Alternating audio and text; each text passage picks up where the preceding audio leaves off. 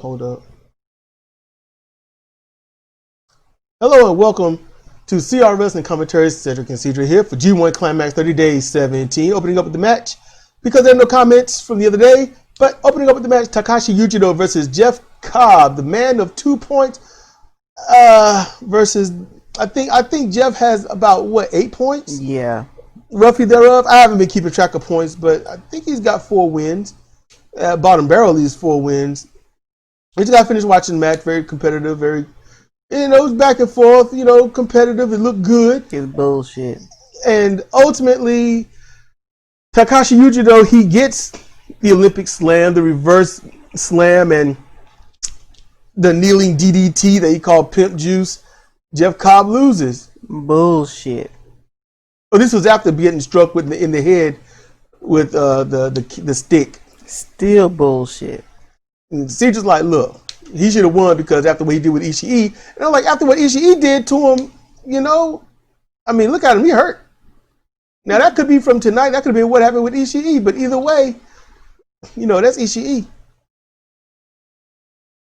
He just had to sacrifice himself so this asshole didn't exit the tournament with 0 points. And he couldn't win anyway. He had 0 points. So yeah, he gets 2. So and Jeff can't win it anyway, so it just don't make a damn bit of difference. But there ain't no way in blue hell that Yujiro should have beat Jeff Cobb. And Jeff Cobb is such a stellar and consistent performer, even when he's gassed out, which he hasn't been in this tournament, luckily, that when it's just bullshit. Yeah, to be honest with you, you can see it. Bullshit. Now, are you mad that he lost or how he lost, or you could see where he threw it? Which is it?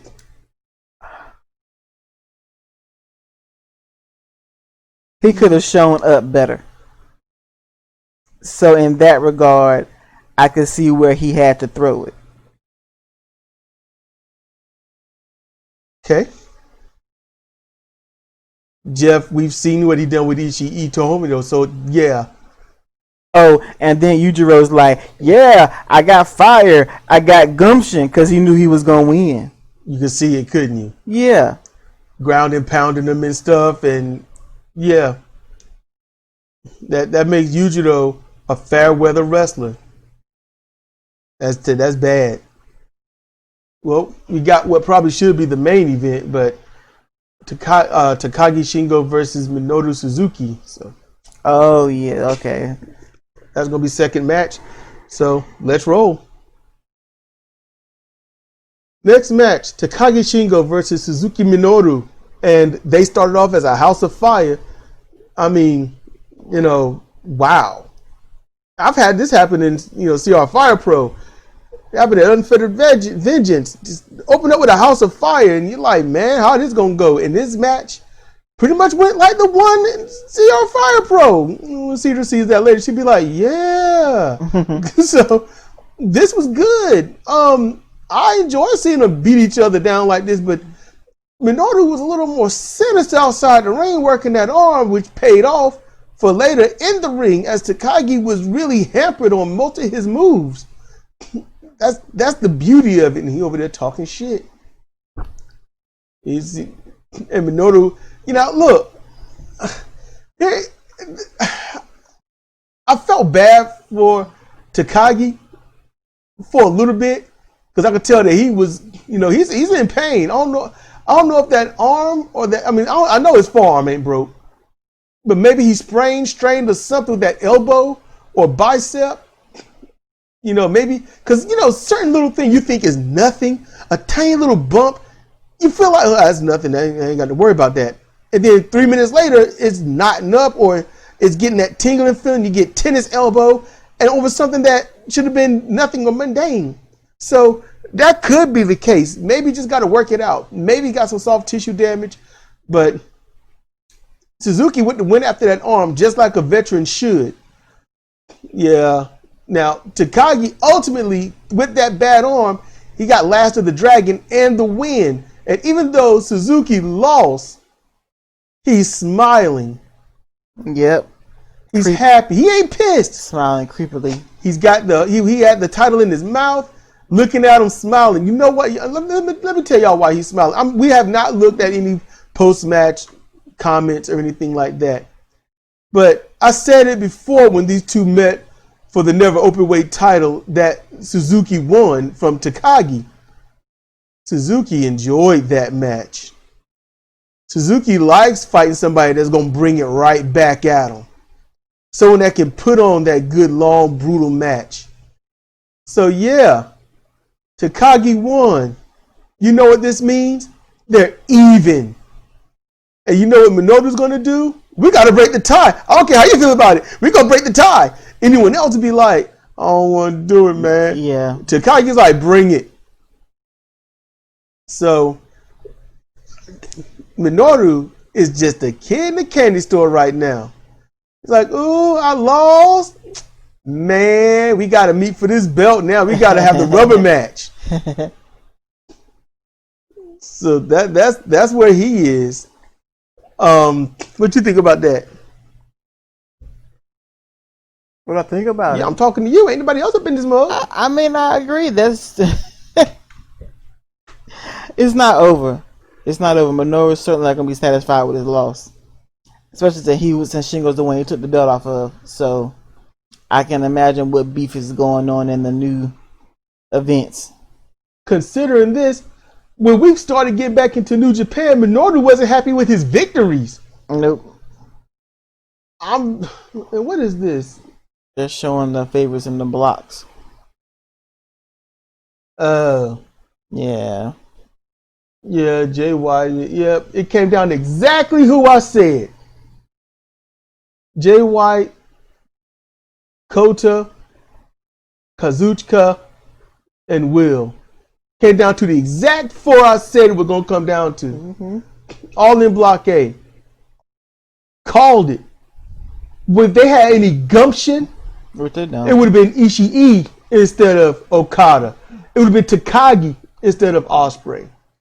You know? Mm-hmm. That's how I see it. I think that's the same block, right? They're all in the same block? Yeah. So, yeah, I wouldn't have done this. This is, hey, Ibushi, fine. Jay White, fine. The rest, the other two, no. No. In any case, Suzuki lost to Takagi Shingo. He wins. Let's roll. This next match is Will Ospreay versus Okada Kazuchika. Normally, skip. That's the idea. And Sid was like, you want me to skip it? And I thought about it. I really did. And I thought, this is Okada. This is the only guy I've seen Will open up with wrestling with. So, keeping that...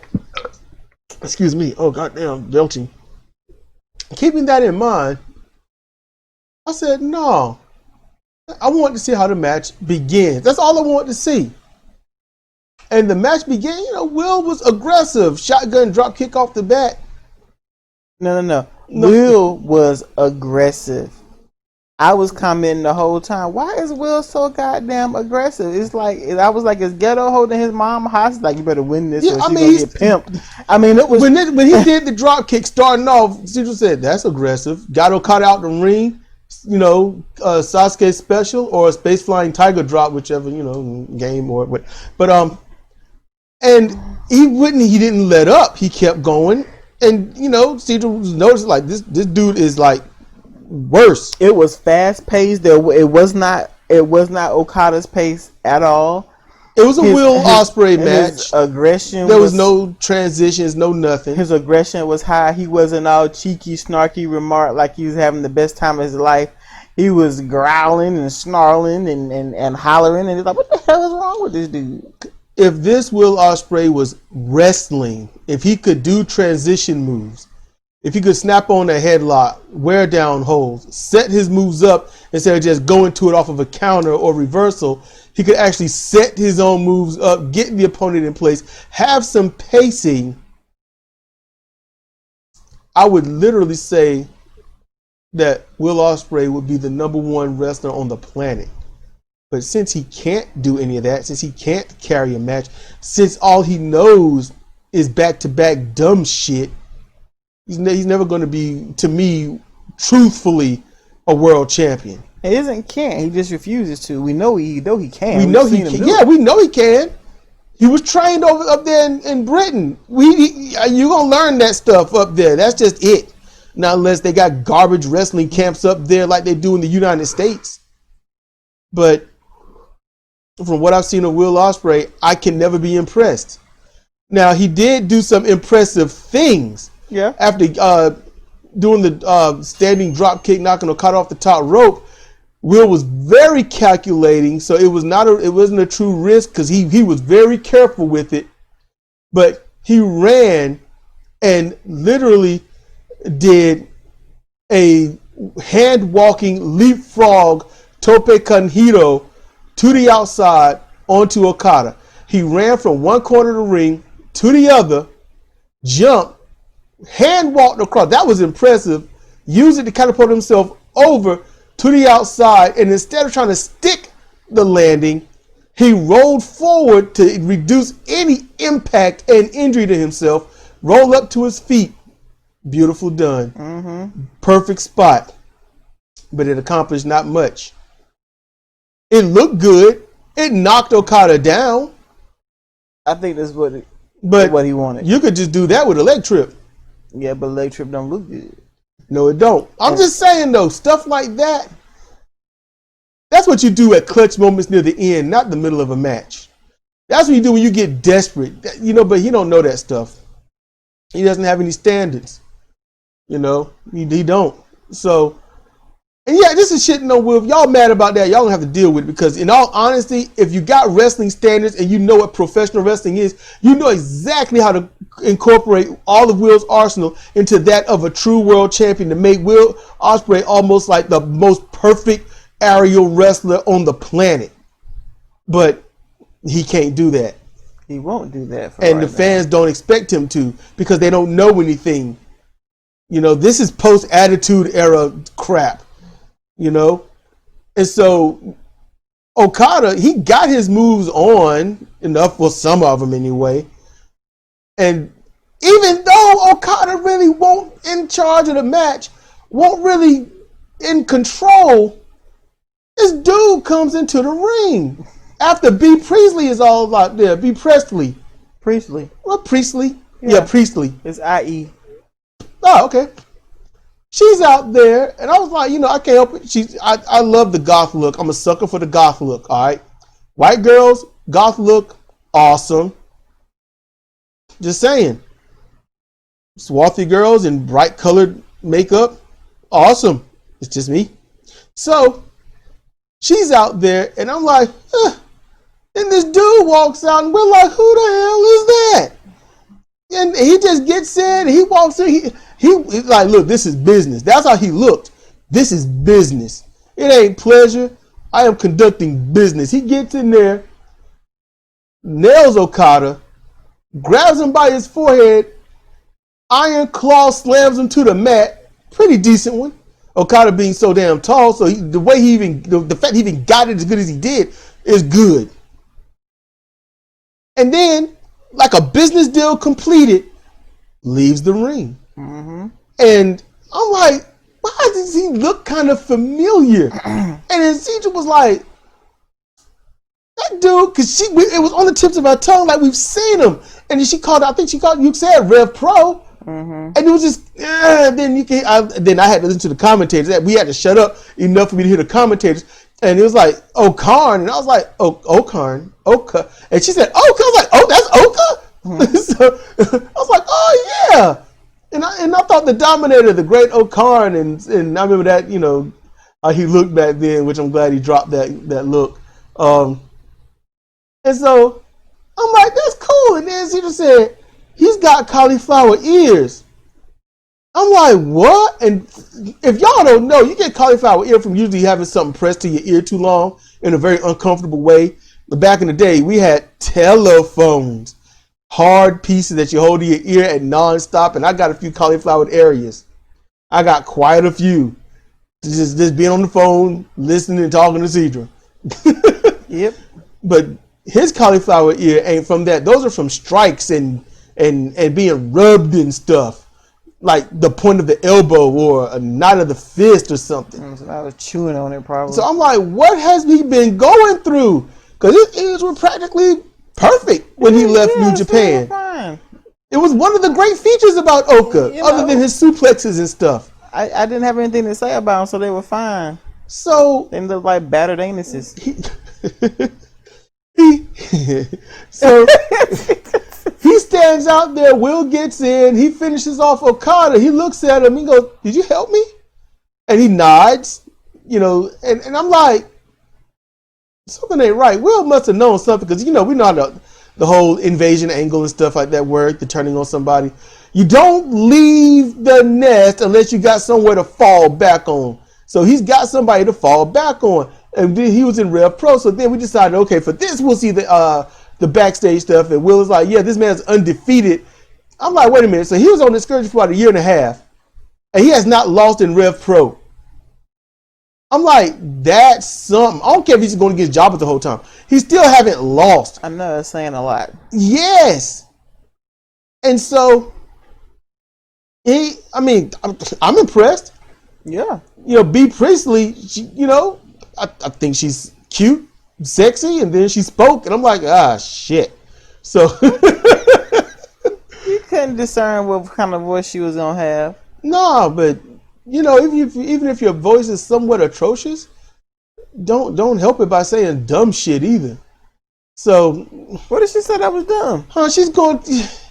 She's almost as bad as that Japanese female commentator. That's goodness. What?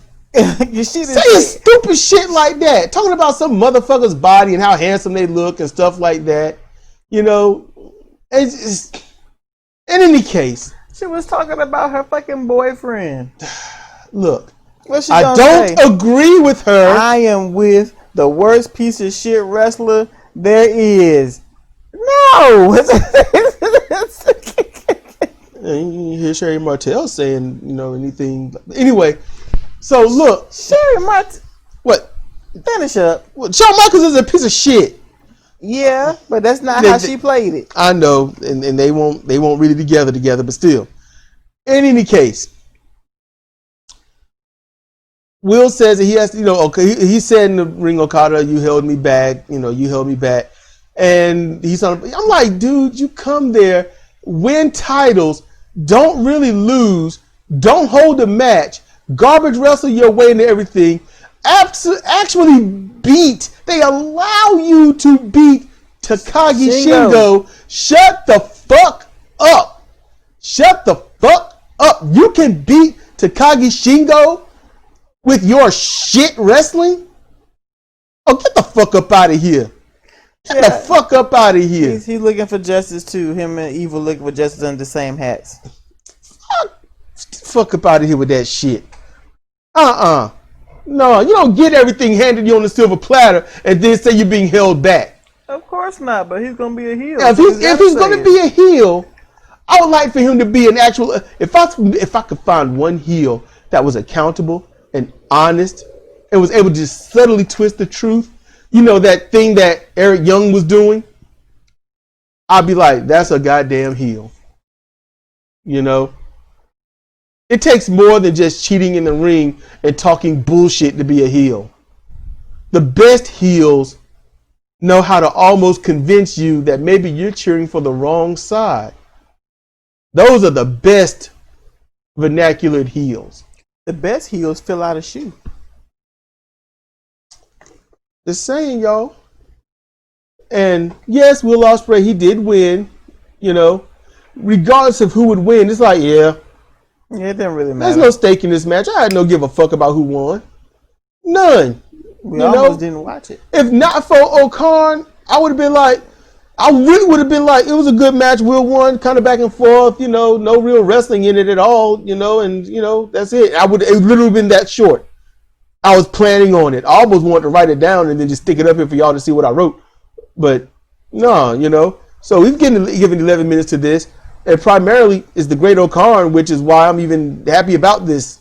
He's in New Japan. Hopefully he's COVID free because, the UK, they almost had it beat and then fucked it up. And now they're in their actual second wave of COVID-19. So, I'm surprised New Japan even let that dude out of there. You never know. He could have been there for 3 weeks already. Yeah, he could have been there for 2 or 3 months. Just retraining to get back in New Japan style shape and whatnot. Quarantine. Yep. Make sure you ain't gotten it. It's like, how long got to be in here? Long enough. Either you're going to be dead or rid of it. And that it's not contagious. It's not anywhere in your system. Oh, New Japan, well, not Japan, but Japan in general, they make sure that you ain't going to kill everybody. In other words, whatever Japan is doing, it's the opposite of damn near everybody else. Let's roll.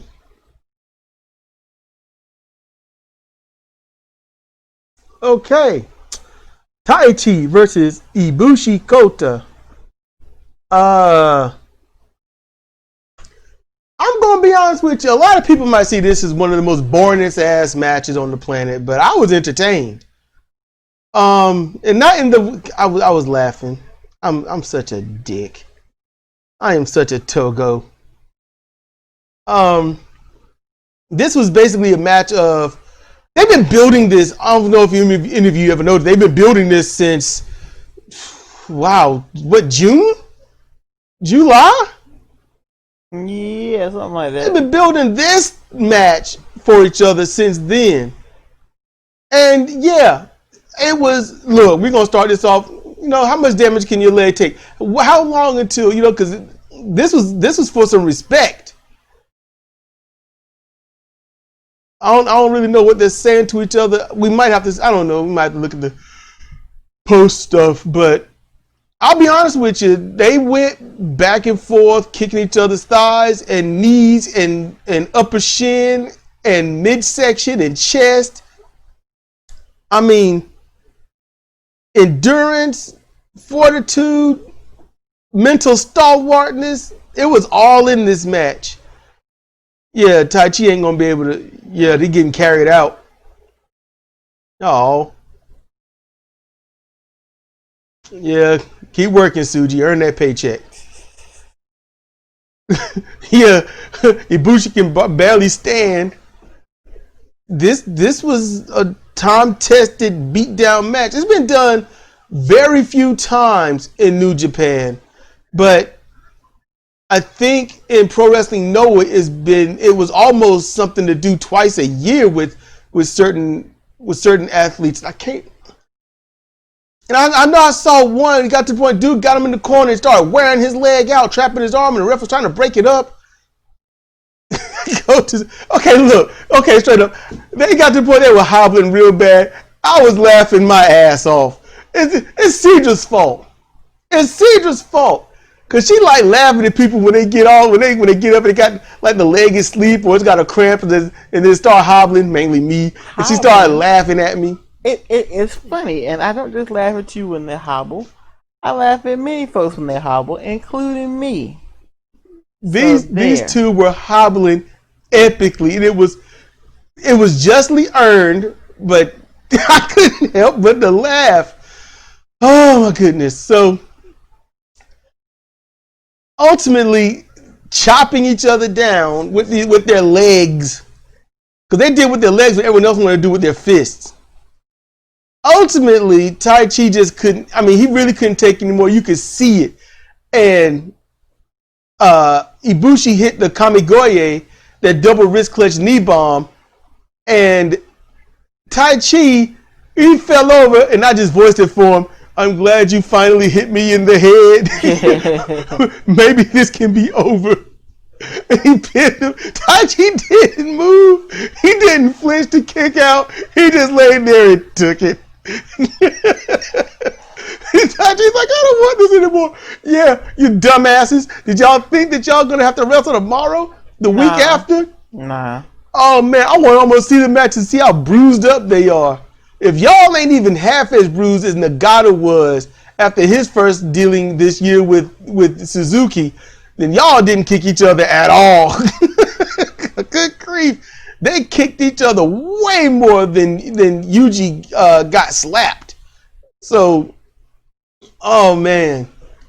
Y'all should at least be bruised up the way Ishii and Makabe was when we first started watching New Japan, after our massive hiatus. They was nastily bruised up. Oh man. But yeah, Tai Chi loses, Ibushi win. Maybe they found some respect for each other. Who knows? Well, I don't know. Do you want to see the post-match stuff for them? Or is it really not important? She's calculating. I think she's asleep. I dozed off. She dozed off. That's why I be asking her. I told her she wasn't gonna make. I said, "You ain't gonna make it through this event," and she's like, "I'm awake. I'm thinking about banana pudding." That's what I was, but and I didn't even say it. All I thought was, "I don't care what you're thinking about. I'm thinking about what you're gonna do." 10 minutes ago, and I've been up since 5. Okay. Okay. Now you want to throw in. All right. I told you that already, Jack. Quit playing. Quit playing. Hey, look, we need that stuff. Hey, don't be messing with Q-Tip. God damn it. Don't be throwing stuff. Yeah, shit. Let's roll. Leave me alone. All right, everyone. So it's been roughly a day. Had to take a break. She was too sleepy. And she had work. You know. Got to put food on the table, right? It's more important than the G1, be honest with you.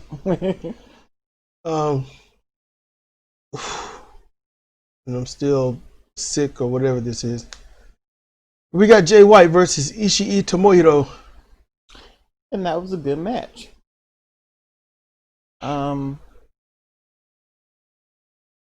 It was a good match, and Jay White started attacking Ishii's wrapped left knee early. I think it was left knee. And the one that was wrapped. Yeah. The wrap knee. Started attacking the wrap knee early with dragon screws and chop blocks and what else? Heel hooks and reverse figure fours. Yes, he laid it on him. He did. Ishii was a hobbling mess. You know, Geto played his part. Interfering, trying to use the nooks and try to do his stupid little kick, but Ishii wasn't having any of it. And eventually, Ishii got offense, and Jay White threw that boot, and he grabbed that leg and dragon screwed, and that was it. Now he didn't fuck up his knee nearly as badly as his own got fucked up by Jay, but he did some damage to that knee.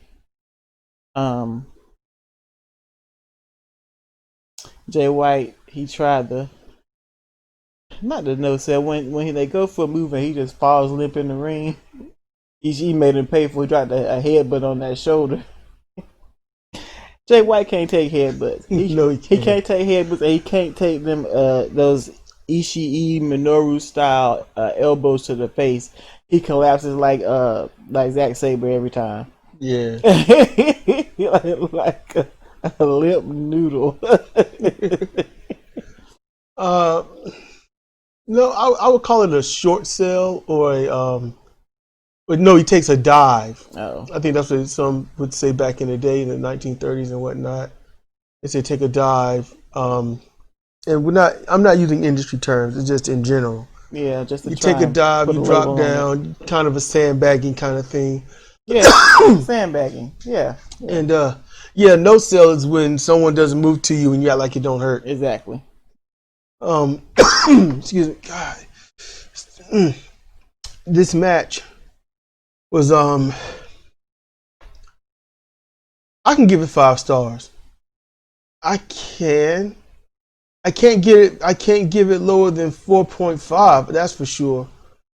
It's right somewhere. It's like it is a 5, but maybe not. But I'll say this. Regardless of what you judge star-wise the match, Ishii's performance was a 7-star. Oh yeah, he was more than stellar. He got the crowd behind him. He gained sympathy from the crowd. He showed that he's going to fight back no matter how much pain he goes through. Ishii was not just a warrior, not just a sympathetic warrior, but he was the people's warrior. And the crowd got behind him. Mm-hmm. Normally the crowd, they liked messing with Jay White. I don't know if anyone caught on to it, but the crowd enjoys messing with Jay White. Mm-hmm. So when Jay White does something bad, they'll start cheering or something like that just to tick him off. Yeah. It's Mean Girl what the crowd does. And I find it fun. I find it funny. I find it justifiable. Mm-hmm. Jay White and Ishii, they got the majority of their stuff in, I would say. But they didn't need to. They could have gotten maybe a quarter of their stuff in. It would have still been amazing because of the fact that Jay White, his style, his manner in the ring, his professionalism allows others to shine. Even when you know the other person is going to lose, they still perform and do their moves as if they're going to win. They look like, well, that's right it. Mm-hmm. You know, that's good. Ishii is allowed to be Ishii with Jay White. So that helps both of them because Jay White is going to be Jay White. Oh, yeah. Jay White, I can't recall a time when he wrestled someone else's match. So you have to find a way to get your shit in, per se, to speaking on viewer eyes. Ishii has to find a way to get his style and his pacing going. The thing is, Ishii has multiple gear shifts during a match. Mm-hmm. And people don't think about it. Ishii is a sprinter. He does a lot of running later on in the match. Mm-hmm. He does. He barely does any running in the beginning. Barely. Mm-mm. But the later it goes, the more he runs. And the fact that leg was hurt, he didn't do much running. So when he did something that was running, it was brutal. Yeah. Yeah. He gained sympathy on the knee. He gained sympathy that he was at a disadvantage. He gained sympathy that he's somebody that New Japan don't see as world champion material. He gets it from the crowd. The crowd got behind him. I got behind him. I was cheering for him inside. I wasn't going to say anything vocal because I probably just go into a coughing fit. So this match, even if you can't give it 5 stars, Ishii's performance was a 5-star, maybe 7, maybe 8. You want to go on the Meltzer rating system. You know what? It's 10 stars. 15. 45. You know, Jay White's performances are usually no less than a 4.5 anyway. Not saying his matches, his performance. Mm-hmm. No matter what, Jay White is Jay White, like we said earlier. So there's no mistaking about it. Mm-mm. And even if he gets his shit in or not, you don't feel like you haven't watched him wrestle to his potential. You feel like this little shit. Mm-hmm. Jay White is great at what he does. So I hate the cheating, so I boo him. But I respect what he does in that ring. I respect him as a professional wrestler. I don't know what he does on the outside, but he has shown some paraphernalia that makes me say, I love this guy. Now, back to wrestling. Ishii, when he won, what'd he do? Hand raised, leave the ring. Mm-hmm. That's one reason why he's not going to be IWGP Heavyweight Champion. He don't talk. He don't talk at the end. In Japan, they strongly get behind someone saying something to uplift and motivate the crowd. It doesn't matter what business, company, venue, foyer you're doing. Say something to motivate and inspire the crowd. Say something to make them cheer for you. And it must be great. So Ishii don't do that. No. He'll talk in the back of the table, but as far as getting the mic in the ring, he ain't gonna do it. And you really can't make him. Yeah. So he's not gonna be champion because of that. It's petty, it's weak, and it's small. But in the United States, that's something that most people just don't get. He's not going to be champion because of that. Every champion has been some kind of talk or some form of fashion, even if they were coached. He's like, I ain't talking. His will going to have to break before he's like, all right, fine, I'll talk. I'll talk, yeah. Finally. I want to be champion. But he's the type that I think if he's going to be champion, it's going to be for a time. Yeah. It ain't going to be a transitional. He'll work that out in his contract. Mm-hmm. The champion's contract that everyone got to go through. And sometimes the company let you know, look, You'll be champion, and then you're gonna lose it in 3 months to such and such. And everybody's like, okay, cool. You know, but if it's on the company's timeline and it's not yours, then that means the company can't value you. The crowd can't really value you. Although Ishii amongst the crowd and everyone else is highly valued. But Ishii also doesn't do rivalries. Not really. Ishii hasn't really gone after anybody. They gotta go after him. Minoru's the only true rival. Him and Makabe that I can recall, the ones that and they had to go after Ishii. You know, Ishii ain't one for the drama and the BS and all that stuff. So that's another reason why he's not going to be IWGP champion. Well, heavyweight champion. So he's got too many strikes. He's not tall. He's not lighter skin toned. He's bald. He's not American. Well, United States. He's not from there. He's got too many strikes.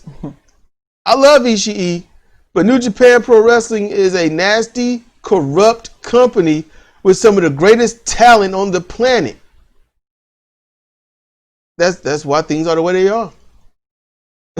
Great talent with horrible, horrible control units.